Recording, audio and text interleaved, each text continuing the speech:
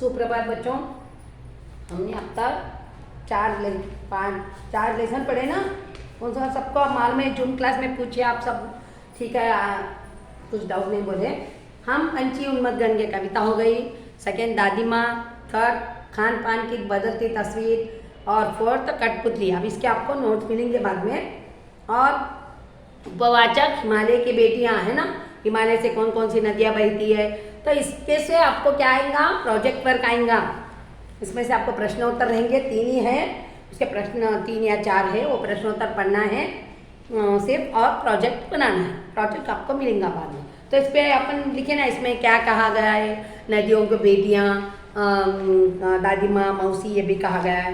हिमालय को ससुर और समुद्र को दामाद, ये सब कहा गया। हम पढ़ लिए, एक बार देखो। अब अपन हमारे घर के आसपास हम बेचने वाले फेरी वाले आते, देखो क्या कौन कौन आते वहाँ पर। सब्जी वाला आता, या कुछ अनेक कुछ फल वाले भी आते हैं बेचने के लिए, पुकारते रहते ना, फल वाले फल लो ऐसा बोल के। तो वैसे ही मिठाई बेचने वाला भी एक उनके गली में आते रहता है, इसको बोलते हैं मिठाई वाला। तो हम आज क्या करेंगे, मिठाई वाला पाठ 5 पढ़ेंगे।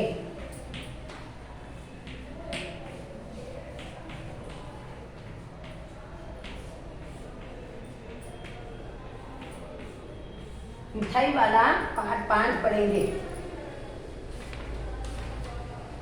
इसके लेखक है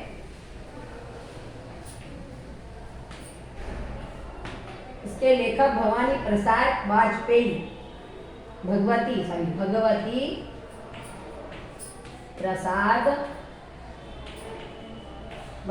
प्रसाद वाजपेयी, इन्होंने ये कहानी के रूप में लिखा है। तो मिठाई वाला कौन है, क्या है, ये अपन देखेंगे। इसका बड़ा लेसन है, फिर भी देखना है। पर बताया देखो चित्र है ना, ये एक बार फेरी वाला बन गया, एक बार मिठाई वाला, ऐसा अलग अलग एक ही आदमी अलग अलग करके वो महल्ले में आता था बेचने के लिए। तो क्या उसकी कहानी है अपन पढ़ेंगे, और आप भी सुनना और फिर पढ़ना।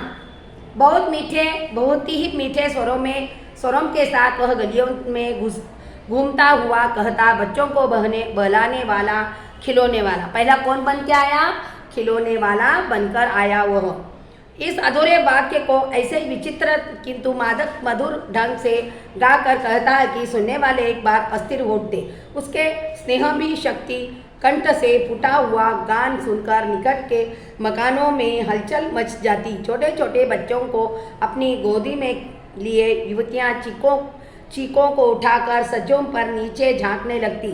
चीकों बोल तो पर्दे, पहले खिड़कियों को दरवाजे को क्या रहता था, पर्दे रहते थे पहले के ज़माने। और लेडीज़ भी ऐसा पल्लो लग के ही देखते थे, बाहर नहीं आती थी ज़्यादा लड़कियां और महिलाएं।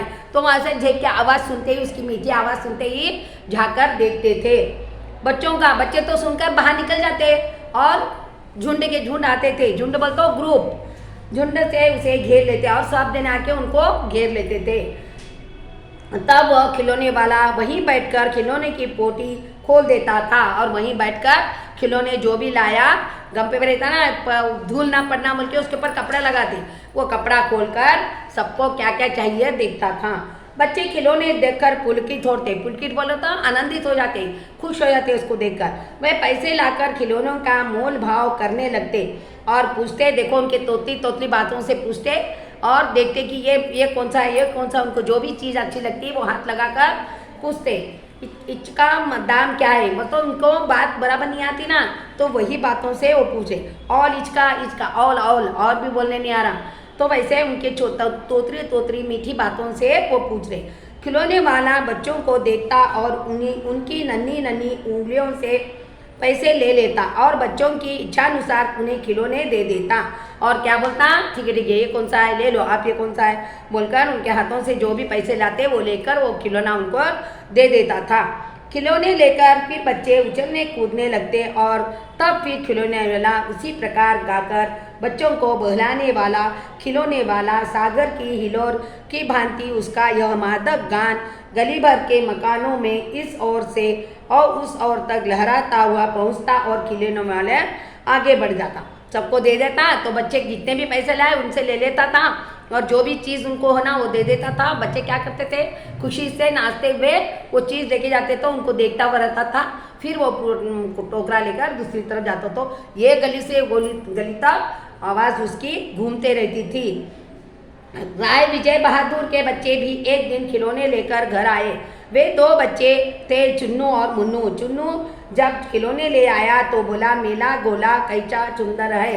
उनके बातों से बोल रहा है। एक के घर में एक विजय बहादुर बोल के थे, उनके दो बच्चे थे, वो भी उनको पैसे दिए तो वो लाके लेके आया। और वो लेके क्या लेके आया, घोड़ा। और बोल रहा मेरा घोड़ा कितना सुंदर है। मुन्नू बोला, और देखो मेरा कैसा सुंदर है। उन्होंने भी बोला, देखो मेरी भी चीज़ कैसी है, सुंदर है, बता रहा। दोनों अपने हाथी घोड़े लेकर घर भर में उछलने कूदने लगे। घोड़े लेकर वो कूदने लगे।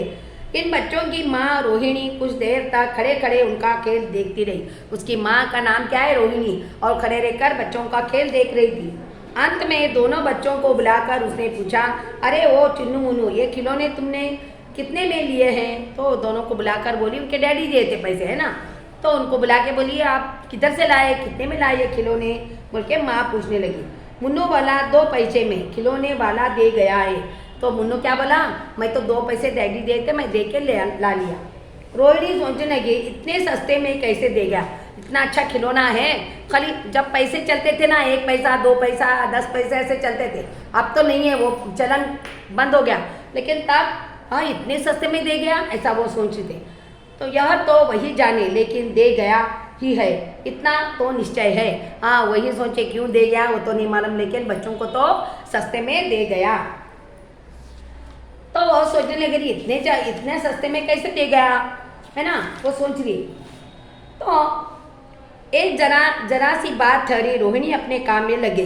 फिर कभी उसे इस विचार करने की आवश्यकता भी भला क्यों पड़ती, और सोचने लगी कहाँ आऊँगा, ऐसा कर कर वो अपने अपने काम में लगी। फिर कई दिन बीत गए, बाद में 6 महीने के बाद, फिर कितने बाद, 6 महीने के बाद, 6 महीने के बाद 6 महीने के बाद फिर आया। नगर भर में 2-4 दिनों से एक मुरली वाले आने का समाचार फैल गया। पहले क्या लेके आया था, लकड़ी के मिट्टी के खिलौने लाया था। फिर क्या लाया, मुरली, ऐसा रहता ना बाजा बजाने की चीज़ों का बांस से बनाते, वो लेके आया था।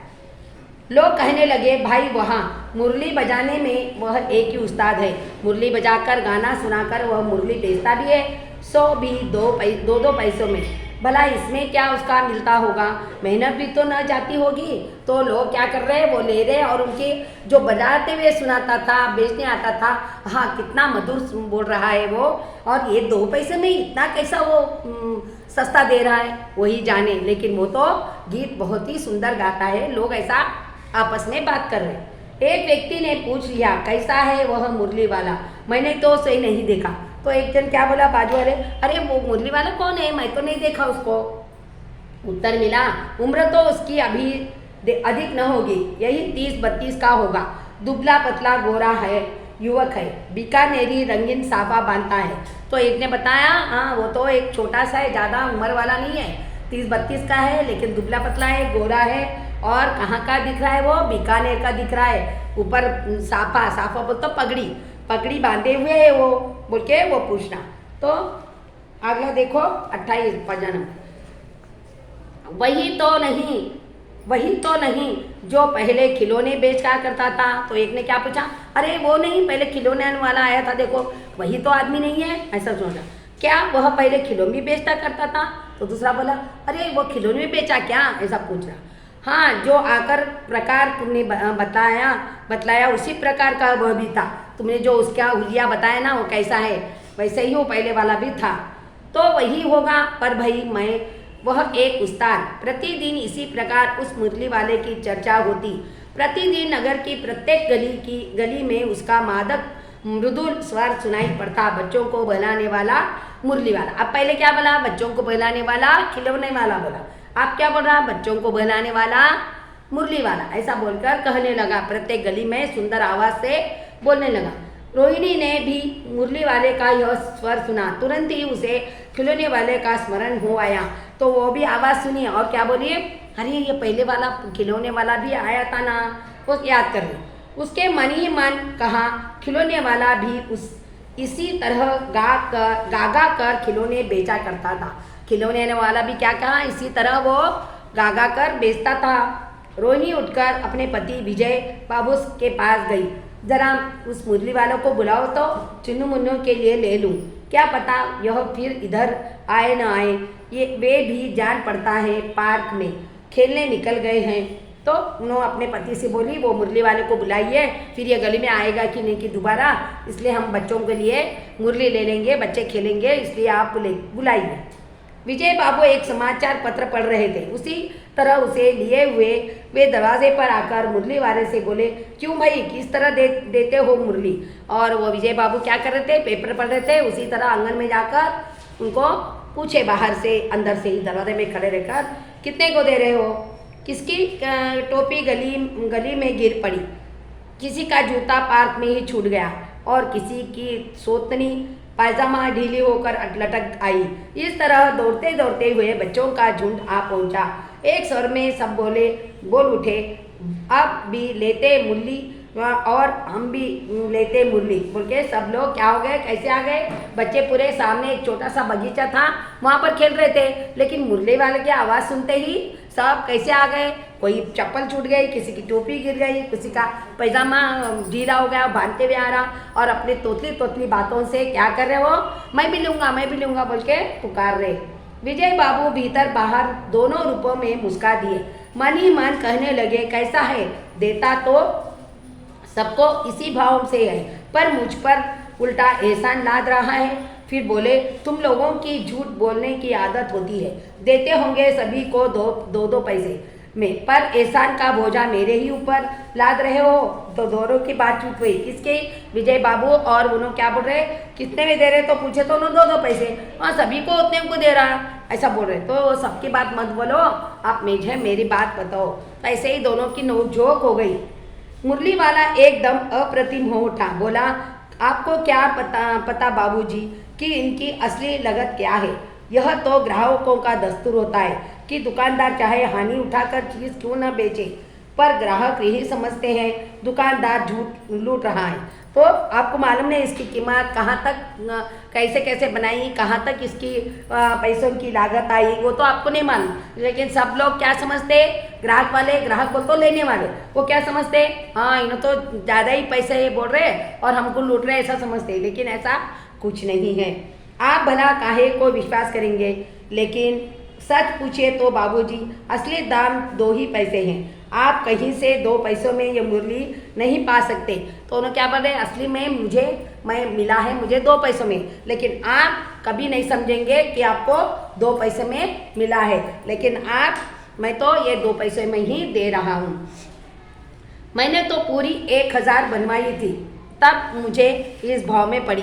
तो उन्होंने बोला, मैं ये कितना बनवाई, जो बनवाते हैं ना उनको भी ऑर्डर देना पड़ता, उनको मैंने 1000 मुरली बनाने को दिया था, तो मुझे वो 2 पैसे में पड़ी है। विजय बाबू बोले, अच्छा मुझे ज़्यादा वक्त नहीं, जल्दी से दे दो, 2 निकाल दो।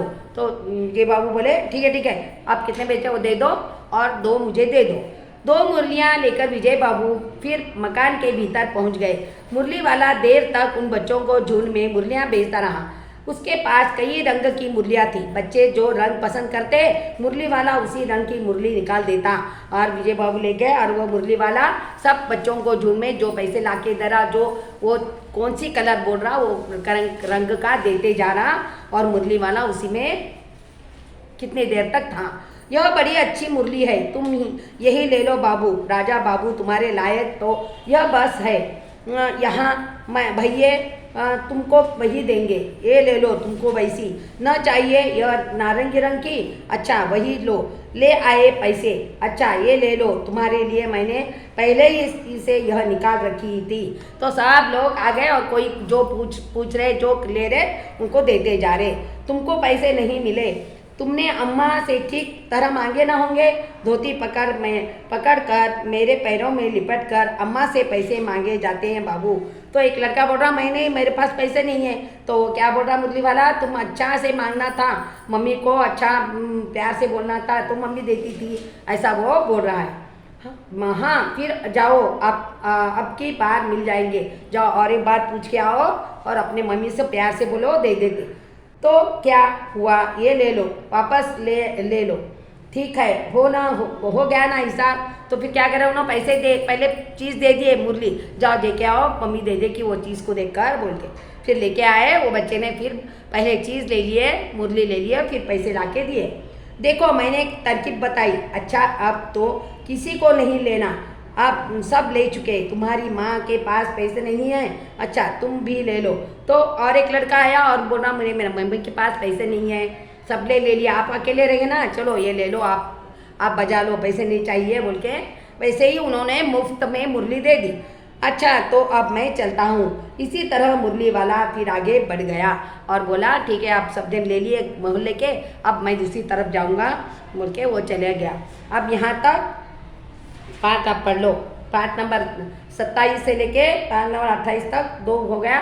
और आगे क्या इसमें, पहले उन्होंने खिलौने वाला बना, फिर मुरली वाला बना, फिर आगे अपन देखेंगे आगे क्या, आगे का पाठ। धन्यवाद बच्चों।